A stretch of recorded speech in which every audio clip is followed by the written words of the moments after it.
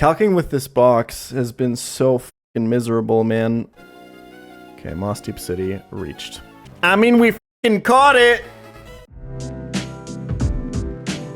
On the toilet watching. You know how they have like the icons for like people that are watching muted or people that are watching without video? Like audio only. They gotta expand those, man.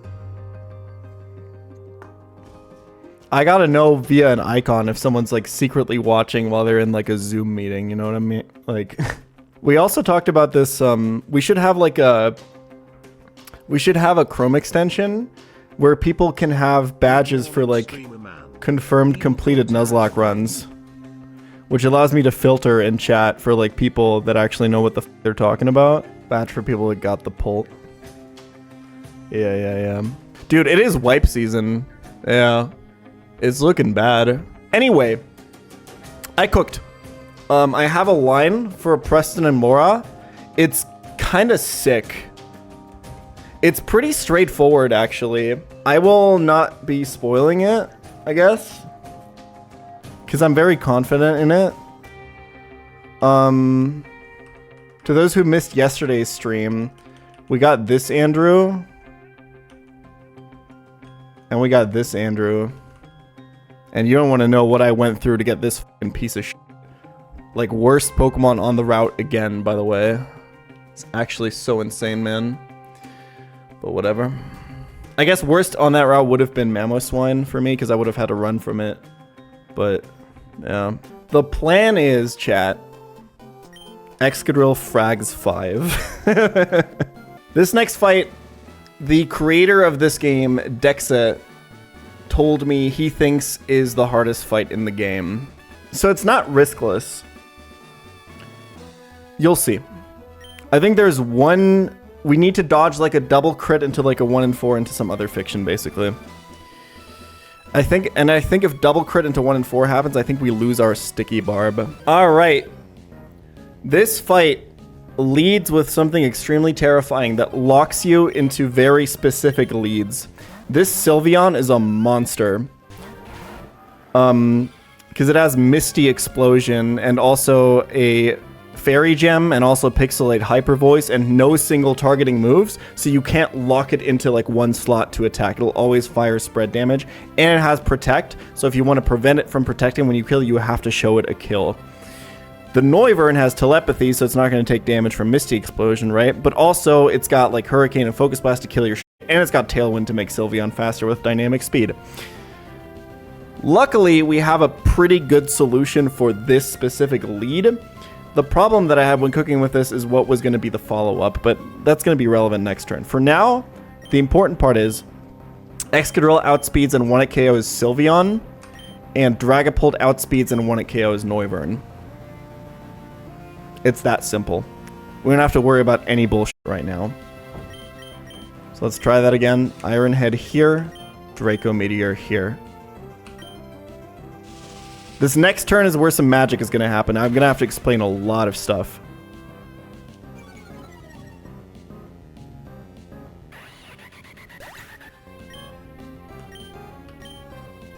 Perfect.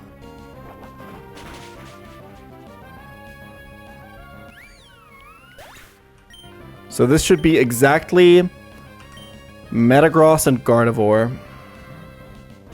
Okay. Okay. Alright, I think I have to explain something for every single Mon here. Let's start with Gardevoir. So the gimmick of this fight is that the two Pokemon pairs in the back, Metagross and Gardevoir, and Mismagius and Drifblim, who we will see later, the Drifblim and the Metagross both hold a weakness policy, which gives +2 in both offenses if it's hit by a super effective move, right? The Gardevoir and the Mismagius both have Shadow Sneak. They have custom AI, so that they always, basically always, unless they see a fast kill on something else, Shadow Sneak their partner to trigger weakness policy and give them the +2 boosts. Okay? That's the gimmick. That's what we have to go up against. The nice thing about that is that we can it's very predictable what Gardevoir and Miss Magius respectively are going to go for, okay? So we know that's Gardevoir's turn. We know Gardevoir has to Shadow Sneak Metagross this turn. That's Gardevoir. Let's talk about Metagross. So Metagross currently doesn't see any kills on anything. It also doesn't have any special AI, okay? However, because Dragapult has the Ghost Gem equipped, I actually show a fast 1-hit KO, meaning I outspeed and I 1-hit KO with my highest roll, to Metagross with Phantom Force. This is why we equip the Ghost Gem. We're not actually going to use it. We just want to show that kill to Metagross. What this does is because Metagross doesn't see any kills on anything else, it now has to use Bullet Punch on exactly Dragapult. Because the AI in this game, if it sees itself being dead to something, it has to use a priority move that turn. It's smart, right? Because it knows, okay, I'll be dead because I'm slower, right? I'll get a priority move in before I die. But because it can't do anything else because it doesn't see any other kills, this is really good for us. This allows us to do basically anything we want this turn. This is why this turn 2 is so good for us. It's always exactly +2 boosted, admittedly, because Gardevoir goes first with Shadow Sneak and boosts it. +2 Bullet Punch into the Dragapult slot, right? And nothing into the Excadrill slot. Okay, we're still not done. Dragapult is going to switch for Blaziken this turn because Blaziken is going to be able to detect, and it's like slower than both Gardevoir and Metagross, so it's going to like draw kills into it and stuff like that. That's cool. Excadrill could this turn kill Gardevoir, but I don't actually want to do that. I want to kill Metagross and Gardevoir on the same turn so that I can do another like setup on the pair in the back where I also lock Miss Magius into the Shadow Sneak, right? So this turn, I'm actually just going to Rapid Spin because I need a +1 boost later on in this fight. The +1 speed is going to be important later. Here's the problem. I'm going to kill Gardevoir and Metagross over 2 turns with 2 Earthquakes after this, okay? The problem is, if I Rapid Spin either, because Metagross will also be taking Shadow Sneak damage, either can be dead to an Earthquake crit on the first Earthquake that I use and not the second, and then they die out of order and the entire line is f***ed, right? So we don't want to Rapid Spin either, but we still need the +1 boost. So chat, what do? How do we solve this? We Rapid Spin our own Pokemon, which with Bullet Punch crit and Rapid Spin plus the Citrus Berry healing will always bring us out of Bullet Punch range, which is really important. The only thing that can kind of f*** us here if both Rapid Spin and Bullet Punch crit this turn, okay? But we're still not f***ed if that happens. It's just a little bit awkward. Okay, so Rapid Spin our own Pokemon here. And then Dragapult switches into Blaziken to tank this +2 Bullet Punch. This is why Blaziken is 81. It needed to be high enough to like not bait Bullet Punch after Rapid Spin plus a Bullet Punch crit. I'm not going to account for double crit. We just kind of have to play around the fiction if that happens. One more time here, just because it's important. Rapid Spin our own slot and switch for Blaziken.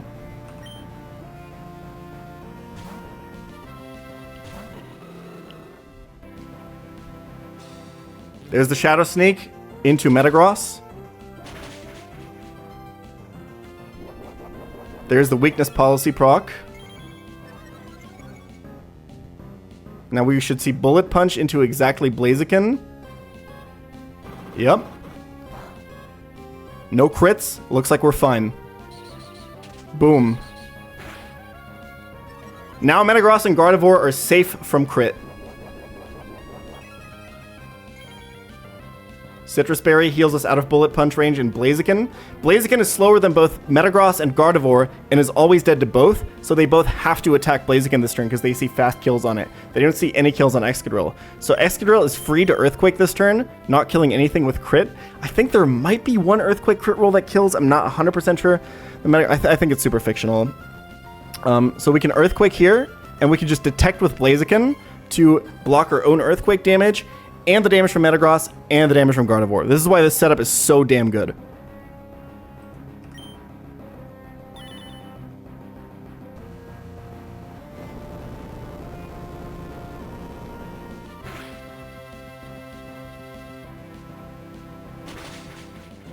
Beautiful. Beautiful. Beautiful.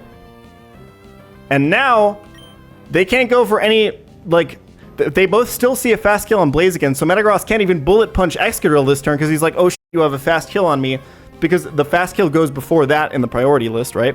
For what the AI prefers. So we're free to just Earthquake here, kill both of these before any of them can do anything, and Blaziken can just switch for Ludicolo, which sets us up for the next turn. The damage Ludi takes here is important. He needs to take a little bit more though. That's why he's holding a Sticky Barb. You'll see that trigger at the end of this turn. Crit on Ludi should be fine, I'm pretty sure. Admittedly, my calcs on that were a little bit sloppy, but... Okay, we should be fine here.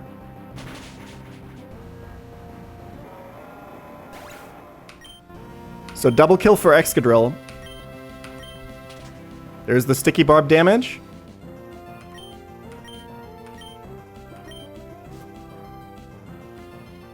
Final two Mons. Mismagius, with a Focus Sash, by the way. And Drifblim. Drifblim is more complicated than Metagross because Drifblim has Unburden. So when its weakness policy is procced by Shadow Sneak, Dynamic Speed doubles its speed with Unburden and it outspeeds like everything on the field. It's really scary, okay? But it's fine. We've accounted for it. It's okay. So Mismagius always has to Shadow Sneak Drifblim here because it's just programmed to. We're going to Rock Tomb Drifblim this turn to lower its speed. Remember, Excadrill is still +1 speed as well. Ludicolo, because of the Sticky Barb, 133 HP, I believe, if I did this right, is always dead to Acrobatics, even if Drifblim still has its item. So Drifblim has to target exactly Ludicolo with exactly Acrobatics here. So Ludicolo can just, it's not going to fake out because there's no ghost, because there's only ghost types, right? Acrobatics is always going to Ludicolo slot, so Ludicolo can just switch for Magnezone.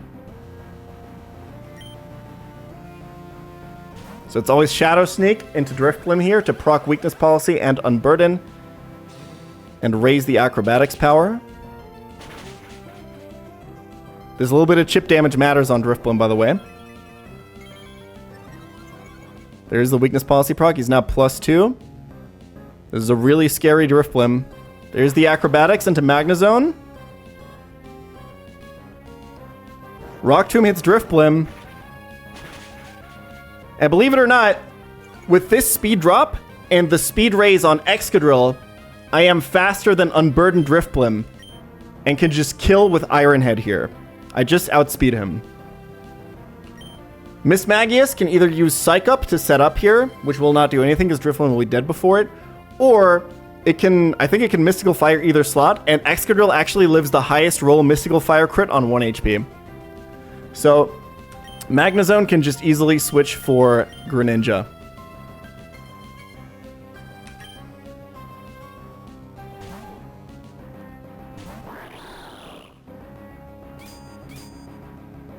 And because of the chip damage from Shadow Sneak, Drifblim is always dead to Rock Tomb into Iron Head here. And now it's a 2v1. It's Focus Sash Mismagius. Psych Up does nothing because he doesn't have a partner. And we can just outspeed with Iron Head and we can flinch with King's Rock Fling. Hardest fight in the game? Doesn't seem very hard to me.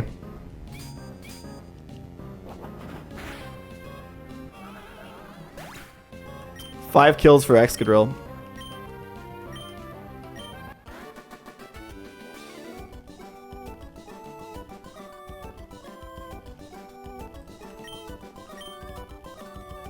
Easy clap. So the risk there was if Blaziken gets double crit, it's dead to Bullet Punch from Metagross. So the turn that I switch to Ludicolo, Metagross can 1 in 3 Bullet Punch on the Blaziken slot, and then because it doesn't have Weakness Policy anymore, it'll actually steal Sticky Barb from Ludicolo, so I lose my Sticky Barb forever.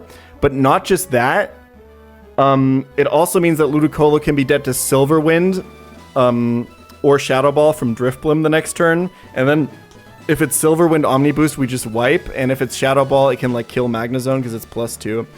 That was the risk, but yeah, I was willing to take that. Shout out to the chatter with the Ghost Gem suggestion yesterday. That's literally what made this line possible. Chore tier list. Okay, let's see.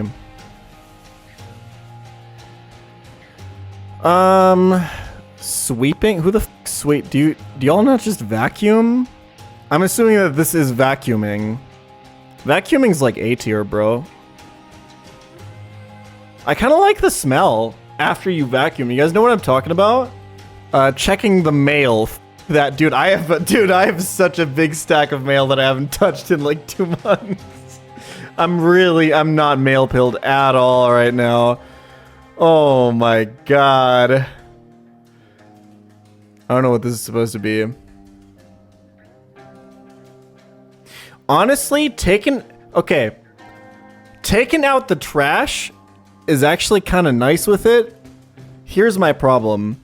Putting in a new like garbage bag liner into the garbage bag is something that I'm never gonna do ever in my life, okay? Here's how it works for me. I take out the trash, I'm really excited. I don't put in the new bag, and instead my kitchen just will have these little piles of trash where I just collect it. Because I'm putting the, unless it's like something disgusting. If I'm throwing away like a 2-week-old bolognese out of the fridge, I'm talking like candy wrappers. That's wild. I just don't want to put in the new trash bag, man. What is this? Is this stocking the cleaning the fridge? Cleaning the fridge is f***ing S tier. I love that shit. I was getting into arguments though, because my girlfriend's always like, no, I want to keep this piece of vegan cheese that's been in the fridge for 17 months. I don't have pets, so cooking's S tier. The f is this? Oh, picking up dog. Yeah, I don't have any pets, so I don't know. F all of this though. Mowing the lawn. I don't have a. I'm not American. Mopping. Mopping gotta be B tier, I think. Doing the dishes is an S tier for me. But cleaning out the dishwasher and putting stuff into the dishwasher is like a B tier at most. Paying bills. I like it. I get down with it. I don't do any gardening. I don't own any plants. Is this just like window cleaning? F that. Washing your car. Listen, I like my GTI, but I don't really care what he looks like. I'm not. I go in the fucking. I go into the washing thing every couple months to make sure he's like clean, so he's not like being like decrepit. That being said, if I get that Lotus Elise, we're washing that guy every day. But yeah, I'd rather not do this. What are these sticks, bro? Firewood? This is like an 1800s fucking chore tier list. Oh man. Cleaning out the night pot gotta be the fucking D tier fucking chore.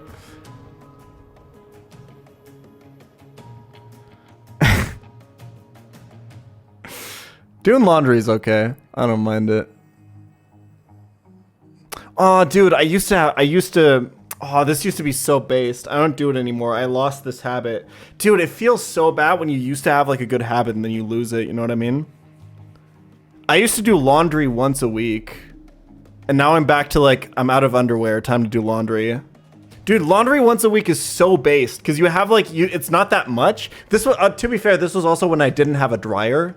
And I just air dry everything. I just hang it up on like one of the things in my apartment. So it was like actually beneficial to have like small loads of laundry, because if there were big loads, you know, I can't handle the big loads. Anyway, recycling, I don't know, or this is like, or for me, this is like taking out all like the paper that's currently accumulating in my apartment. This one's not happening a lot. There's a big ass corner in my apartment that's just paper. When I go on a trip somewhere, before I leave, last thing I do after I pack is I put on fresh bed sheets. So when you get home from the trip, you take a fat ass shower and then you go into fresh bed. It's the sickest thing ever. Clean sheets are awesome, man. Bathroom cleaning, I don't like doing it, but it's probably one of the ones that feels the most rewarding. Dude, the first like day that you spend in like a properly clean bathroom is the fucking sickest shit. It feels so good. Dude, a super clean bathroom makes you feel good all day, baby. But I hate doing it, so I'd rather not. Okay, so sweeping I don't do, actually. Vacuuming is here. This is A tier. What is... This is doing the dishes, right? I can't really tell. Should I just zoom in, man? Maybe that helps, huh? What is this? Where are they? They're doing the dish. Yeah, I love this shit, man. I don't give a shit. It's the most meditative thing ever. In-home organizing, easy A tier. I have like a set thing in my calendar every 6 months where I take a day off and just go through all my shit and I throw out like half of the things I own. And then I put everything where it belongs and I clean out everything. Meaning more people that have never done dishes in their life and it scares me. Yeah. Watering the plants, I just never do. A friend got me a cannabis plant for my birthday because it's like legal to grow now. She's been chilling on the balcony. I've been checking up on her. But all it takes, I've got that habit so far, but all it takes is like 2 days of not doing it and that shit's fucking dead, baby. I'm just raw dogging the weed plant on the balcony right now. We'll see what happens. I'm not super invested in her making it, you know? Like a high quality strawberry gotta be up there. We used to have strawberry fields outside the little town where I lived. And if you'd go up there in like May, you could like, if the wind was blowing in the right direction, you would smell the strawberry fields from like miles away. It was crazy. Picking your own strawberries and ooh. I always put some lemon in my water. I get some fresh lemons and put them in my water. I cut the lemon with the same knife that I was cutting with garlic with this morning. So I got some yummy lemon garlic water. Honestly, I can't complain. It's not that bad. All right. Slot 1, Gallade. Slot 2, Kecleon, because Kecleon needs to bait Rampardos. I think I'm ready. Okay. This one was honestly not that bad to cook, mainly because I have like a really, really good Pokemon for this fight in Gallade. This is a Trick Room fight. We're gonna use some things to our advantage here. What item am I on Gallade, guys? Please tell me I equipped it. Oh, thank God. Okay. Okay. For some reason, I thought that I like never checked or something. Okay. Cool. Both Gallade and Kecleon are under-leveled here. It doesn't really matter at all. I just left them under-leveled because the levels don't matter, and I might need it for baiting kills later because you can't pre-damage in gym fights because they auto-heal you when you fight them. So this Berserker has Fake Out to prevent it from like being fast-killed, right? But luckily, Gallade has Inner Focus, so we don't care about that. He can't fake us out. So we can go here. And then Kecleon, in the meantime, can fake out Porygon to prevent it from setting up Trick Room for this turn. Perfect. The chip damage also matters a little bit. Important to note here, Porygon 2 downloaded Attack instead of Special Attack with its ability. The way it works in doubles is it averages out your stats, and then downloads the one that's lower, right? So, both for Gallade and Kecleon, the special defense is higher, so it'll download attack. That's pretty important. This Porygon 2 only has special moves. Okay, so he looks at the Kecleon slot here, so this should be Rampardos, because he sees it fast-killing Kecleon. Perfect. This is Sheer Force, Choice Band Rampardos with Head Smash. We will simply outspeed and kill it with Brick Break, because this is a Trick Room team and everything is slow. Porygon 2, now this is important, because of the Trick Room AI. Because Porygon 2 sees no kills on anything right now, he has to Trick Room this turn. That's the only move he can use. But that's okay. We will let him Trick Room. That means that the Kecleon slot is completely free to do whatever the f*** it wants. It's actually good that he Trick Rooms because we'll be able to show him like some fast kills on the other side because of that. It's going to be pretty useful. So, Kecleon is going to switch to Greninja.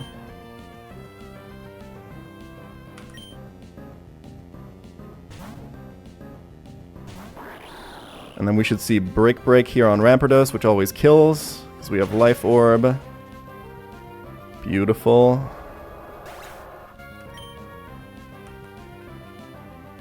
We're about to set up something very similar to what we did in the... There's the Trick Room. In the Bridge rival fight. So last Pokemon on the left side here is going to be Bronzong. So now, because of the way that the stats work out, Gallade is currently not dead to anything. And Porygon 2 and Bronzong both outspeed everything because Trick Room is up. And Porygon 2 and Bronzong both see a kill on Greninja after the Sticky Barb chip damage.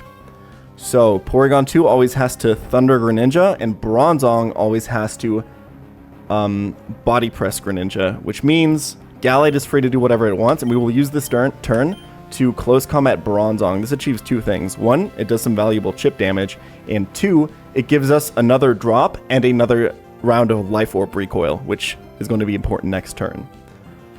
Really important in these double fights, you always got to think a turn ahead. Whatever you're doing on that turn has to set something up, some position for the next turn to lock your opponent in. That's how you play these double battles. So, we close combat here, and then it's exactly Thunder and Body Press into Greninja, so we can go to the Polt, who has a Lumberry in case we get Thunder paralyzed here.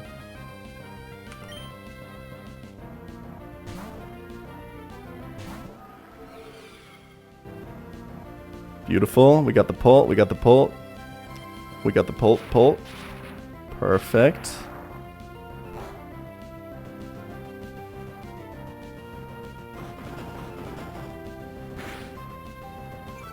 And now, with some more drops and the Life Orb recoil, now, the turn before Gallade wasn't dead to anything. Now Gallade is dead to everything always. So Gallade is always dead to Heavy Slam from Bronzong, and to Tri-Attack or Thunder from Porygon 2. And now Polt is not dead to anything. So now the Gallade, who was the attacker last turn, has become the bait this turn. It's really quite nice. So Gallade can now switch for Magnezone to tank these moves. There's a little bit of fiction that can happen in this fight, but we will see that in a bit. So Gallade switches from Magnezone to tank Tri-Attack plus slash Thunder plus Heavy Slam. And then Polt can vanish for Phantom Force to kill Bronzong the turn after.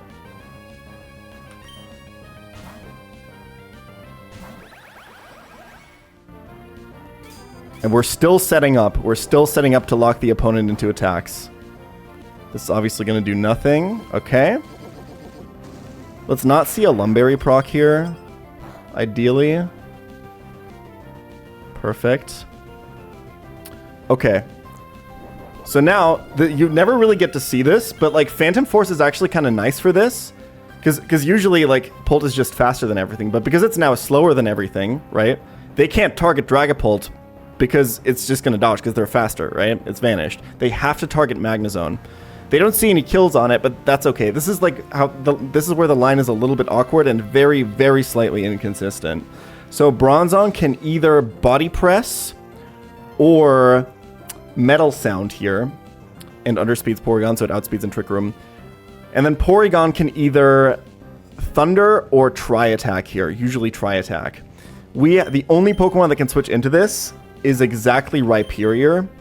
The problem is that if it's exactly Metal Sound into exactly and only exactly Tri-Attack max roll crit, Rhyperior is going to die. We're not going to wipe or anything, but it's like a 1 in 500 for Rhyperior to just die here. I couldn't find anything that was more consistent for this turn, unfortunately, but it's what we have to do.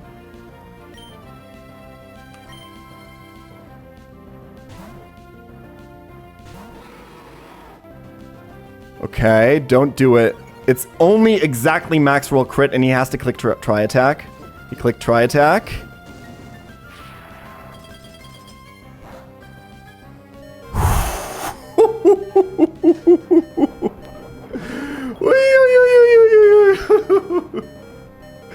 It's all good.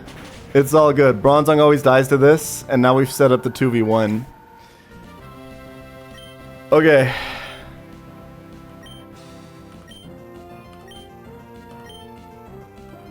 Okay.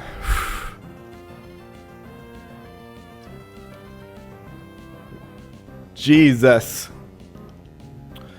Okay, so because we got Spadef dropped, I think this is all... Okay, wait. I can adapt here. I have to adapt here a little bit. I'm almost done. I almost have checkmate. I just need to get Gallade in safely. I believe... Because he should always see kill on Rhyperior and never on Pult. Let me see here. Gallade needs to switch in without risking Psychic crit, basically. But we can... There's like a lot of ways we could do this with like Kecleon and stuff like that, and faking out, installing turns. But this position is actually the easiest, I think. Because we also still have Lumberry on Magnezone. This should always be an attack into Rhyperior. Let me just confirm that. Yeah, this is always Psychic or Tri-Attack into Rhyperior, exactly. So Rhyperior goes back to Magnezone, who can never die to crit or anything. Let me just confirm that as well. Yeah, and we still have the Lumberry. And the Pult slot never gets attacked because Porygon sees kill. So Gallade is safe to switch in here. And then I believe we win. Oh, no, we don't. Hold on. I need another fake out.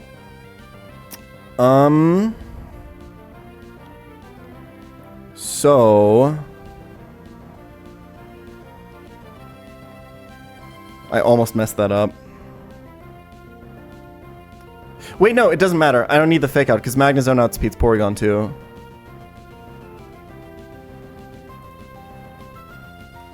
Yeah, it doesn't matter. It's fine. Because this whole strat works because Trick Room is going to end this turn. For those keeping track at home. Yeah, I think we have it. Because this close combat from Gallade is going to be a range to kill. I would technically need some more chip, but Magnezone can just provide that.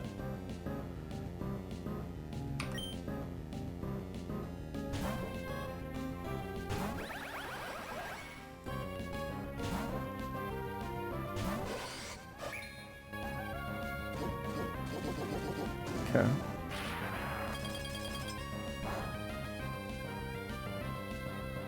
Perfect. Okay. Now we just double into this, and we have checkmate. The reason we need to avoid Psychic hitting Gallade is because if that Psychic had crit, we wouldn't have enough HP left to sweep through with Life Orb recoil.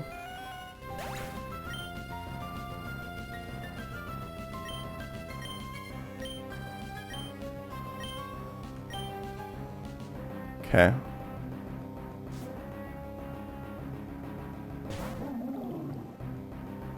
And now Jellicent dies to Thunderbolt plus Zen Headbutt.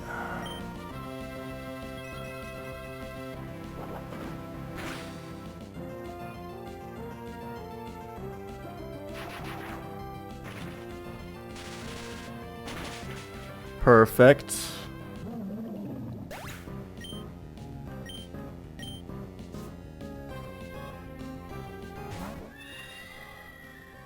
And Hatterene will die to Flash Cannon plus Shadow Sneak.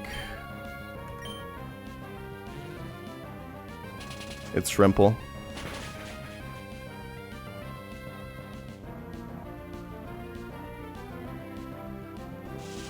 And that's it.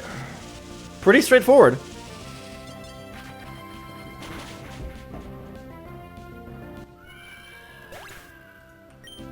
We will never find out what happens if both Pokemon have Trick Room. I mean, we could, like, load a save state and do, like, the science and test, but I'm not in the business of running on science.